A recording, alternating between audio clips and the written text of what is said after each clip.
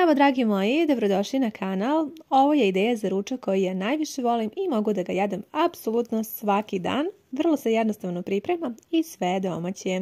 Za početak na malo ulja uzela sam 500 g mlevenog mesa koje sam usitnila sa viljuškom, pa od začina dodala malo soli, slatke mlevene paprike i crni biber sa belim lukom. Još sam malo sve ovako izgnječila sa viljuškom i prelila sa 50 ml vode i ostavila tako da se dinsta. Za to vrijeme pripremite 100 ml tople vode u kojoj ćete dodati jedno jaje, a potom i jednu kašičicu soli, pa sve to zajedno izmešati. U ovu smesu potrebno je da dodate i 250 g brašna. Ja sam koristila brašno tip 500 kao i uvijek. Sve malo ovako izradite sa špatulom dok vam se ne lepi za posudu, pa onda na dosta pobrašnjenoj podlozi uzmite ovo testo i blago ga premesite. S obzirom da je ovo stvarno smesa potpuno sa tačnim sastojcima, nećete imati problem da vam se smesa lepi. Malo pobrašnjite od gore i dole testo i umesite ovako jednu mekanu lopticu koju ćete vratiti u posudu i pokriti i ostaviti tako 10 minuta dok ne završimo sa mesom. U meso dodat ću jednu malo veću glavicu crnog luka. Nisam napomenula da je temperatura iznad srednje. Po svom ukusu ja ću dodati i malo vegete, kao i malo paradajz pirea, a vi možete svakako začiniti kako vi volite. Sada sve zajedno izmešajte i prelite sa još otprilike oko 200 ml vode za početak i ostavite da bude pokriveno i da se dinsta. Prošlo je taman 10 minuta i mi sada možemo da radimo sa našim testom.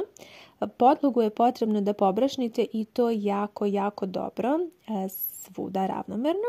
I sada ćemo da izvadimo ovu našu lopticu i da i nju pobrašnimo od gore, pa ovako da izradimo sa rukom. Ja ću ovako malo da je okrećem sa jedne i sa druge strane dok se dobro ne pobrašni, kako mi se slučajno ne bi lepila ova smesa za ruke.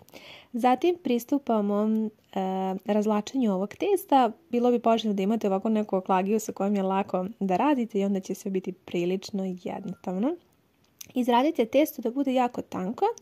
Evo, kao što ste vidjeli, otprilike ovako dosta treba da bude tanko i samo vodite računa da vam je podloga pobrašnjena. Sada ćemo da sipamo vrlo malo ulja, možete koristiti ulje po želji i razmažite ga ovako sa rukom svuda ravnomerno i jednako. A zatim ćemo ovako da isečemo. Ja ću po dužini otprilike 4 reda da isečem i sad je ovo proizvoljno u zavisnosti od toga kako vi volite da ispadne ovo testo. I ja ću sada da uzmem ovako prvi red pa da stavim preko narednog. I sada ćemo da isečemo na još par kvadratića.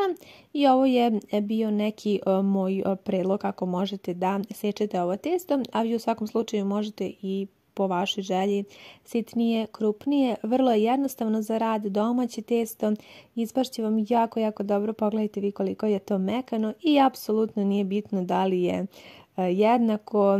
Svakako kada se bude skuvalo i pomiješalo sa ručkom, bit će fantastično ukusno i nije bitno kakvog je oblika.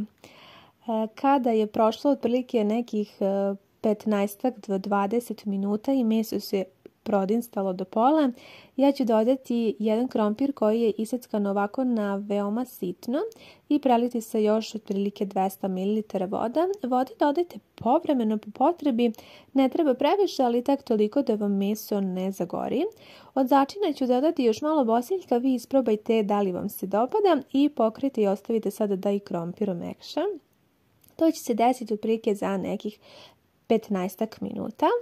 A potom u jednu veliku širpu sipajte vodu, sačekajte da proključa i zatim je posolite.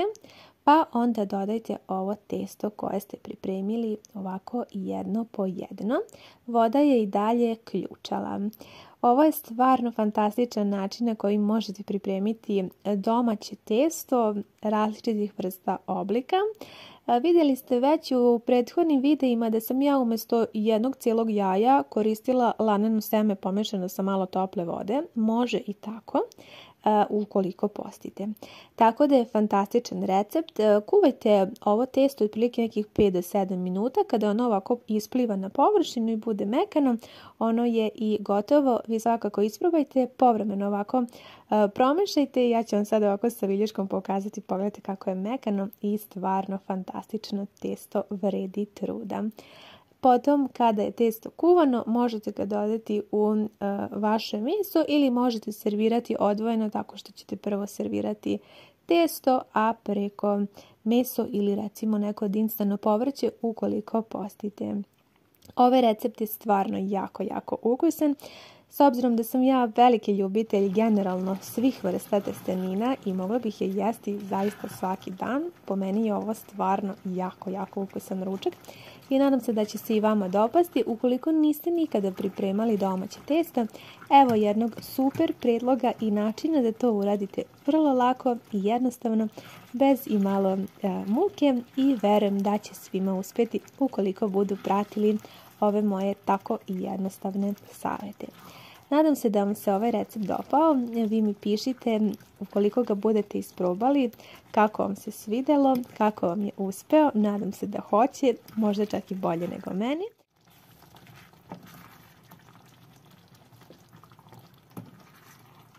Evo jedna super ideja za jedan jako brz i ukusan kremasti ručak koji pretpostavljam da će vam se veoma dopasti, posebno što možete improvizovati sastojke.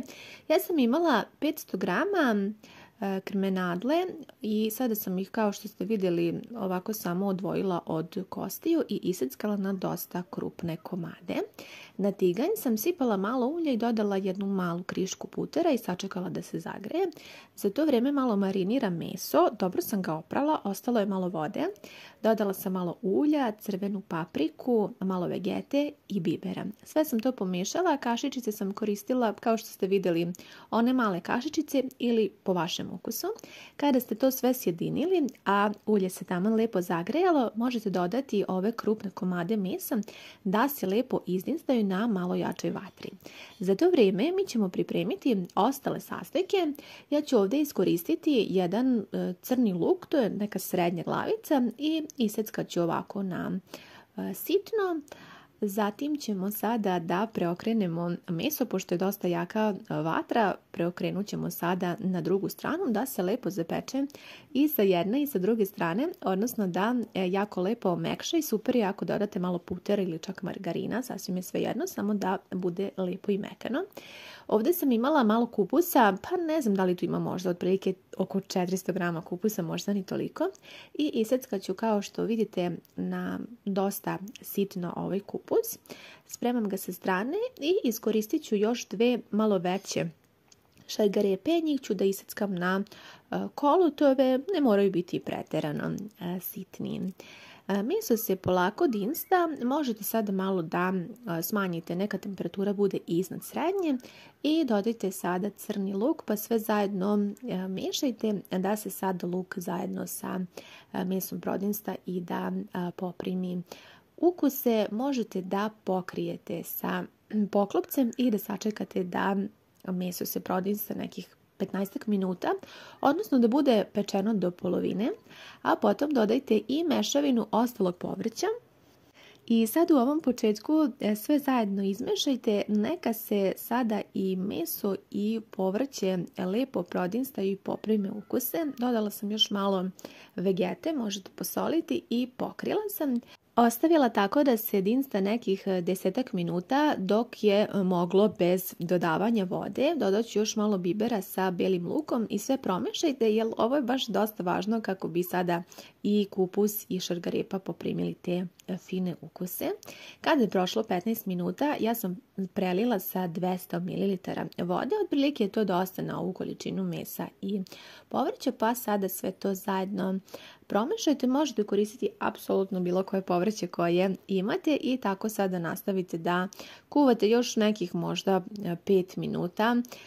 Dovoljno da vam omekša kupus i šargarepa, a zatim prelijte sa 400 ml vode. Sačekajte da voda počne da ključa i ja sam ovdje dodala 500 grama njoka. Možete i neku drugu vrstu testenina. Ja sam sada imala trenutno njoke i one će biti baš jako dobre za ovaj recept. U uputstvu piše da su one gotove za 2 minuta i stvarno je bilo tako da je ovaj recept zaista veoma brz. Nakon tih 2 minuta ja sam dodala još 200 ml pavlake za kuvanje. Ukoliko je nemate, možete samo da promešate 3 kašike kisele pavlake, pola superne kašike brašna i malo tečnosti iz ovog ručka. To sve da pomešate i prelijete kako bi dobili ovu finu kremu. Znači možete i tako. Ja sam trenutno imala pavlaku za kuvanje. Sačekajte da se sve lepo ugusti, da postane ovako kremasto i fino i imate ručak za manje od sat vremena. Izuzetno ukusan, posebno za one koji ne vole kupus. Ovo je super ideja da ga nećete ni osjetiti. Nadam se da vam se ovaj recept dopao. Javite mi vaše utiske. Hvala vam na gledanju i ljubim vas sve puno.